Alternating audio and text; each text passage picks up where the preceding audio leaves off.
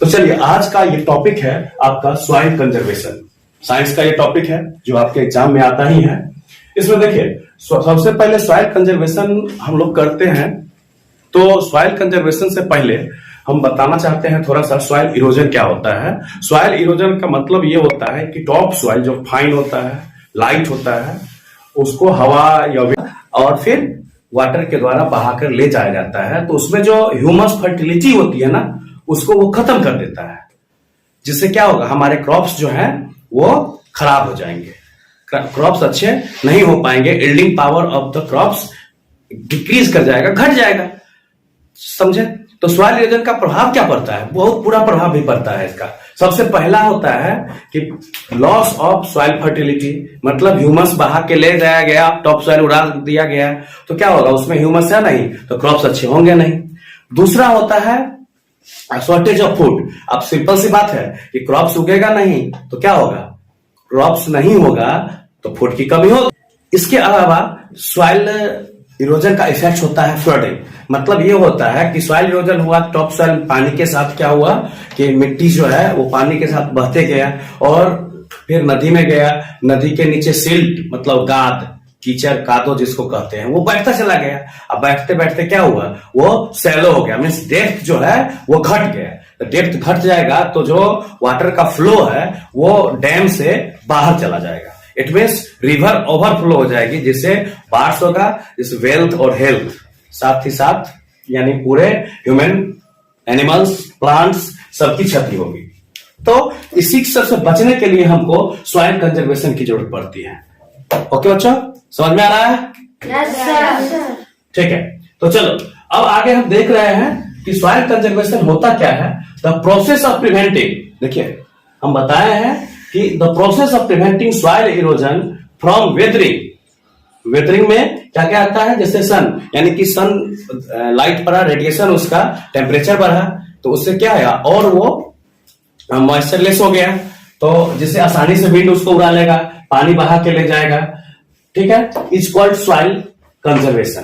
तो अब देखिए इससे बचने के लिए, किससे, जो वेदरिंग है, इट मीन्स सॉइल इरोजन से बचने के लिए हम लोग क्या करते हैं, सॉइल का कंजर्वेशन करते हैं।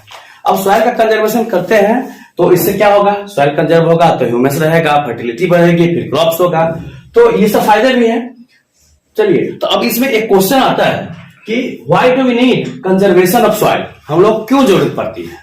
तो सबसे इंपॉर्टेंट चीज ये है कि जिस प्रोसेस से सॉइल फॉर्म होता है, सॉइल बनता है, उतना रेट से या उससे बहुत गुना ज्यादा, मेनी टाइम्स मोर स्पीड में क्या होता है, ये सॉइल का इरोजन होता है।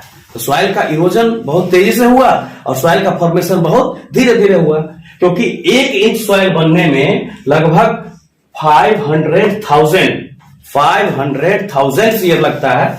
इट मीन्स आधा million, half a million of years. ठीक है, तो आधा मिलियन लगता है। तो जिस रेट से सॉइल बना उससे ज्यादा रेट से खत्म हुआ, तो इससे क्या होगा, बहुत ही अनबैलेंस्ड सिचुएशन आ जाएगा। तो इसको बैलेंस करने के लिए हम लोगों को सॉइल कंजर्वेशन जरूरी है। अब और क्या होता है कि and also we know that top soil contains humus, और फिर हम क्या जानते हैं कि जो टॉप सॉइल होता है उसमें ह्यूमस होता है, और ये ह्यूमस का काम क्या है, सॉइल की फर्टिलिटी को बढ़ा देना। ठीक है बच्चों? Yes sir. तो सॉइल की फर्टिलिटी जब बढ़ जाती है, तो सॉइल की फर्टिलिटी जब बढ़ेगी तो क्रॉप्स अच्छा होगा, यील्डिंग अच्छी होगी, तो हम लोगों का जो शॉर्टेज ऑफ फूड था वो भी पूरा हो जाएगा। अब ये कंजर्वेशन कैसे कैसे करेंगे, इस चीज को हम देखते हैं। कंजर्वेशन ऑफ सॉइल का मेथड क्या क्या है, तो लिखिए, चलो सब लिखेगा, आवाज नहीं। Okay sir. Methods of soil conservation.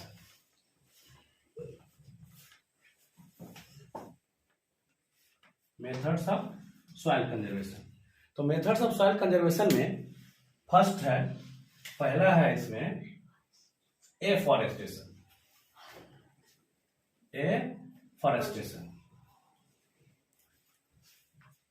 Afforestation तो सबसे पहले समझ लीजिए, फिर लिखवा देंगे। तो एफॉरेस्टेशन क्या होता है, देखिए एफॉरेस्टेशन होता है प्लांट लगाना। ठीक है, कहां पर, जहां पर प्लांट नहीं है, वैसे एरिया में जहां पर प्लांट नहीं है वहां हम प्लांट लगा देंगे, तो क्या होगा, कि सॉइल इरोजन से बचा जा सकता है। कैसे बचा जा सकता है समझिएगा कि सॉइल इरोजन जो होता है तो उसमें क्या होता है, वो सॉइल जो है एक्सपोज होती है, उस पर ना ग्रास होता है और ना कोई प्लांट है, तो विंड और एयर या फिर वाटर ये सब उसको उड़ा के एक प्लेस से दूसरे प्लेस तक ले जाता है, टॉप सॉइल को उड़ा देता है, बहा देता है। तो अब प्लांट लगाने से क्या फायदा होगा, एफॉरेस्टेशन से सॉइल इरोजन कैसे बचेगा? देखिए, रूट्स ऑफ प्लांट्स जो है वो क्या करता है, मिट्टी को होल्ड करके रखता है, एक साथ बांध के रखता है। इट मीन्स जैसे तेज विंड आया और सॉइल जो कहता है विंड को, ना ना ना हम नहीं जाएंगे, क्योंकि हम मेरे पास सपोर्ट है, हम रूट जो है वह प्लांट का रूट हम पकड़ के बैठे हैं, हम नहीं हिलने वाले हैं। मीन्स वहां से वो इधर से उधर नहीं होगा। क्यों?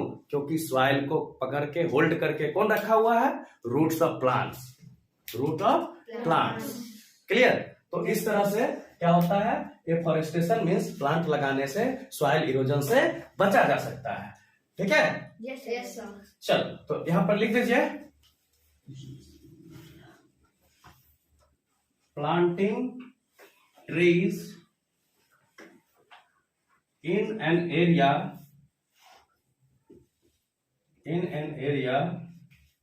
where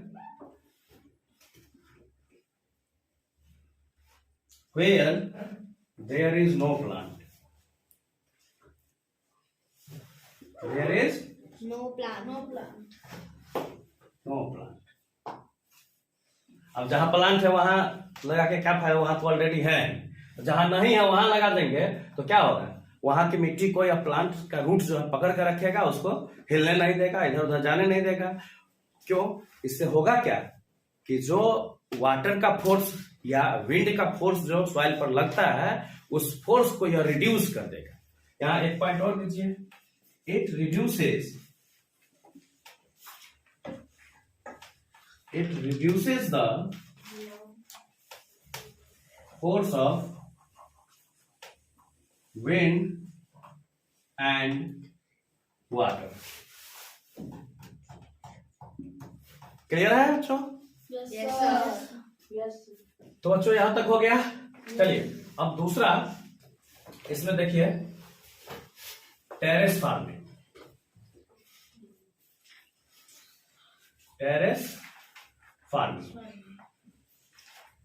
पहले समझ लीजिए फिर इसको लिखवा देंगे।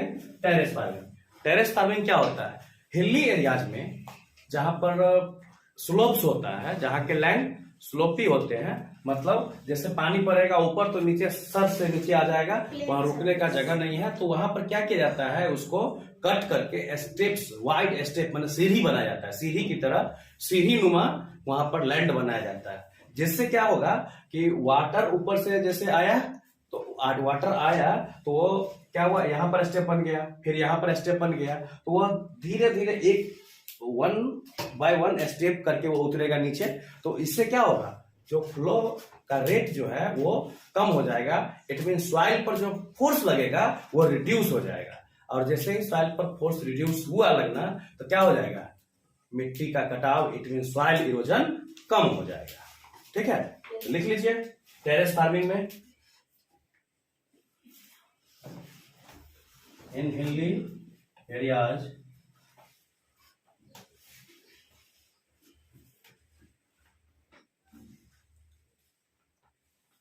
the slope of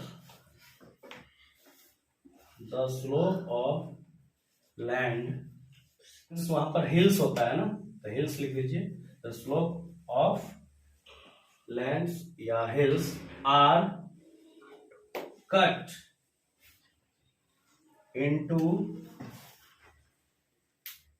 wide steps,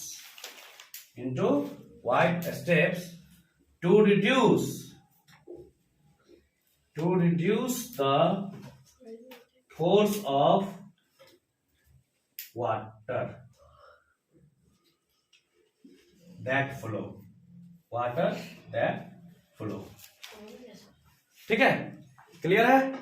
means ये बता रहा है टेरेस फार्मिंग में कि हिली एरियाज में क्या होता है कि जो लैंड्स हुआ है यानी हिल्स पर, जो उसको कट करके क्या बनाया जाता है, चौड़ा चौड़ा सीढ़ी बना दिया जाता है, जिससे क्या होता है कि वाटर जो फ्लो कर रहा है उसका फोर्स कम हो जाता है, जिससे सॉइल इरोजन कम हो जाता है। क्लियर है? तो चलिए आज के लिए बस इतना ही। अब नेक्स्ट वीडियो में आप